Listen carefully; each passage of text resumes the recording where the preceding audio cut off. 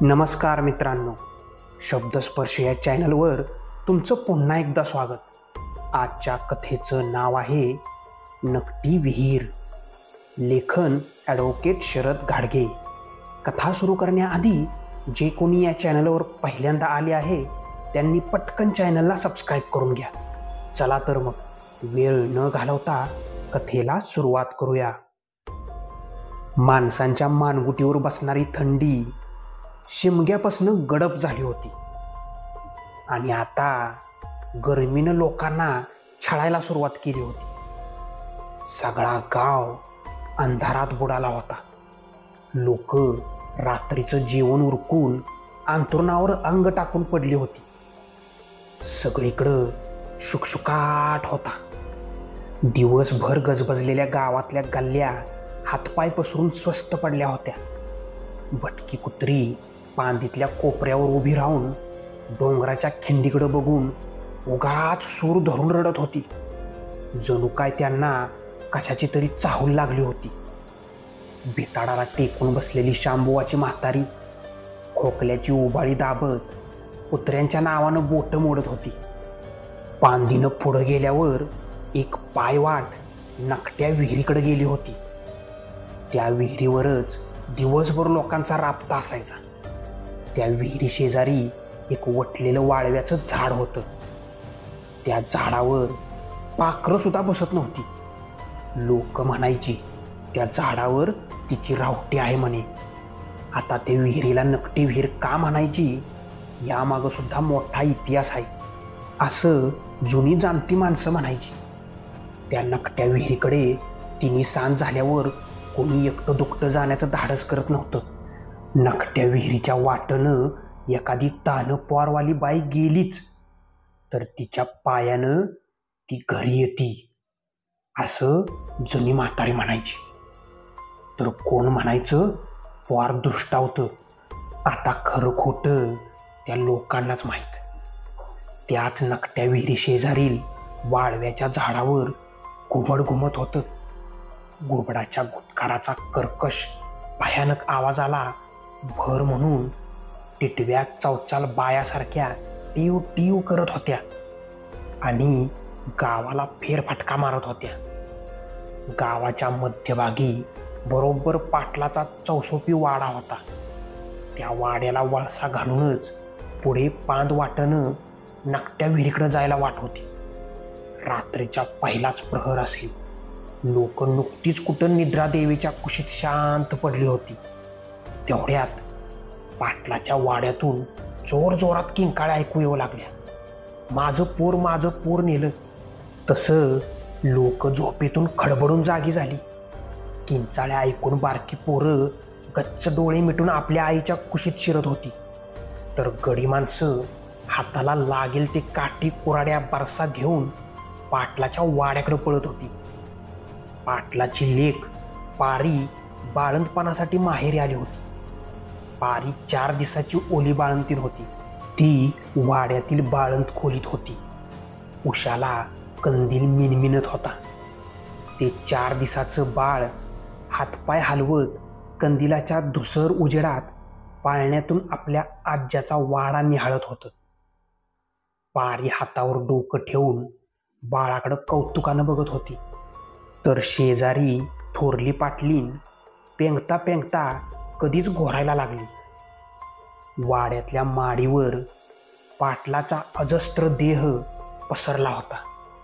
त्याच्या घोरण्याने सगळा वाडा दणाणत होता. आड्याला चिकटलेली पाल उगाच चुकचुकत होती. या मेलीला आता काय झालंय कुणास ठाऊक चुकचुकायला असं म्हणत पारी आपल्या बाळाला थोपटत होती. वाड्याच्या चांदीला लागून उभी असलेली कुत्री उगाचच भुंकत पाटलाच्या वाड्याकडे बघत होती आणि परत पांदीकडे बघून सूर धरून रडत होती. तर मध्येच पिंगळा ओरडत वाड्याला प्रदक्षिणा घालू लागला आणि प्रदक्षिणा घालून पांदीतल्या चिंचेवर जाऊन बसला आणि जोर जोरात ओरडू लागला. पारीला हे सगळं विचित्र आवाज ऐकून खूप भीती वाटत होती म्हणून ती डोळं मिटून पडली होती. तिचा डोळा लागत होता. तेवढ्यात खळकन वाड्याचा मोठ्या दरवाजाची कडी काढल्याचा आवाज आला. कर कर कर करत दरवाजा उघडला गेला. त्याचबरोबर गार हवेचा झोत वाड्यात पसरला आणि वाड्याचे दरवाजे आपोआप बंद झाले. कोणतरी हळूवार चालत पारीच्या खोलीत येत होतं.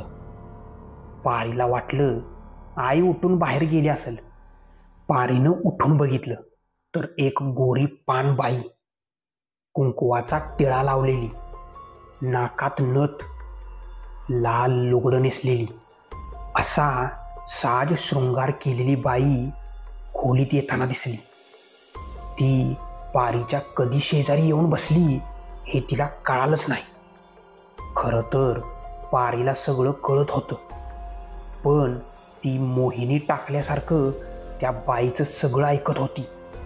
तेवढ्यात मध्येच उठून ती बाई स्वयंपाकघरात गेली आणि रात्रीचं शिल्लक राहिलेलं जेवण घेऊन पारीच्या खोलीत आली आणि खाली बसून खाऊ लागली. खाऊन झाल्यावर तिनं सगळी भांडी व्यवस्थित घासून ठेवली आणि हात पुसून पारी शेजारी येऊन बसली. लय गुणाचं ग बाळ आहे तुझं, रात्रीचं त्रास देत नाही ना व? ती बाई कौतुकानं पोराकडं बघत विचारत होती. नाही का अमून, रातभर घेऊन बसायला लावतंय, पारी प्रेमानं बाळाकडं बघत बोलली. तसं त्या बाईनं पाळण्यातील बाळ उचलून आपल्या मांडीवर घेतलं आणि पारी तू झोप आता, मी बाळाला घेऊन बसते असं म्हणाली.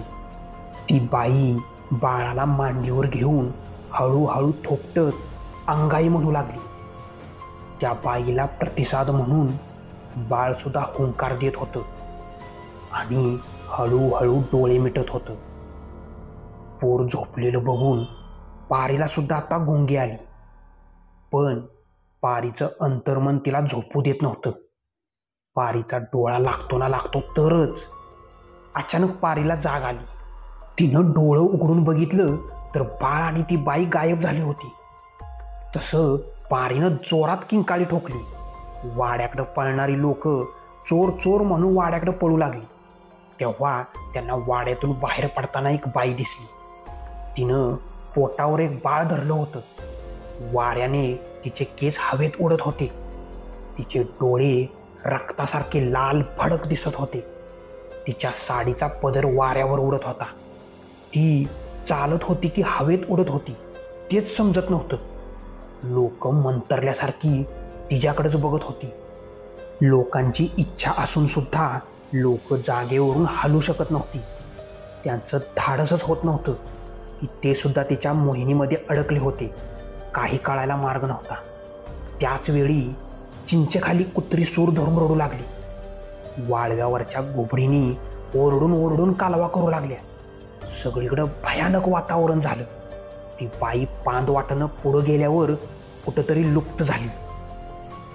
पारी फक्त माझं पोर तिनं पळवलं एवढंच म्हणून बेशुद्ध झाली. शेजारच्या बायका तिला समजावत होत्या. लोकांचा जमाव पांदीच्या वाटेनं नाकट्या विहिरीकडं पळू लागला, पण सगळीकडं शुकशुकाट होता. ती बाई कुठंच दिसत नव्हती. लोकांचा जमाव सगळीकडं त्या बाईचा आणि बाळाचा शोध घेत होता. गावातल्या लोकांच्या पायाखालची वाट असून सुद्धा लोकांना वाट सापडत नव्हती. लोक येरबडल्यासारखी पांद वाटणं कुठं बाळाचा आवाज येतोय का याचा कानोसा घेत होती.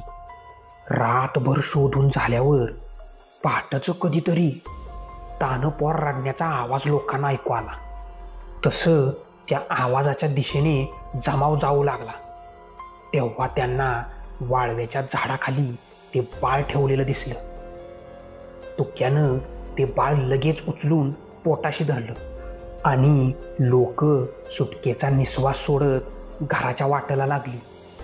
लोकांच्या पाठीमागं ती बाई वाळव्याच्या झाडाला वटवागळासारखी उलटी लटकून खदा खदा हसत होती.